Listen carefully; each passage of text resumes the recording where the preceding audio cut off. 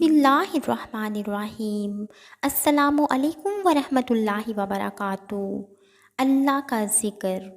مولانا رومی رحمۃ اللہ علیہ فرماتے ہیں کہ ایک صوفی اللہ کے ذکر میں شب بیداری کر رہا تھا۔ شیطان نے کہا، اے صوفی خاموش رہ، تیرے ذکر کا کیا فائدہ؟ اللہ کی طرف سے جواب نہیں آ رہا۔ صوفی دل برداشتہ ہو کر سو گیا۔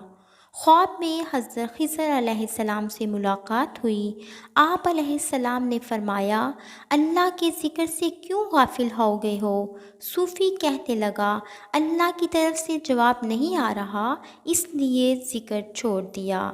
حضرت خضر علیہ السلام نے فرمایا، اللہ کہتا ہے، اے بندے، تیرا اللہ کہنا ہی میرا جواب ہے۔ جب تک تیرا پہلی بار اللہ قبول نہیں ہوتا، اس وقت تک میں دوسری بار کہنے کی توفیق نہیں دیتا۔ اللہ تبارک و تعالی ہم سب کو شیطان کی شر سے محفوظ فرمائے، آمین۔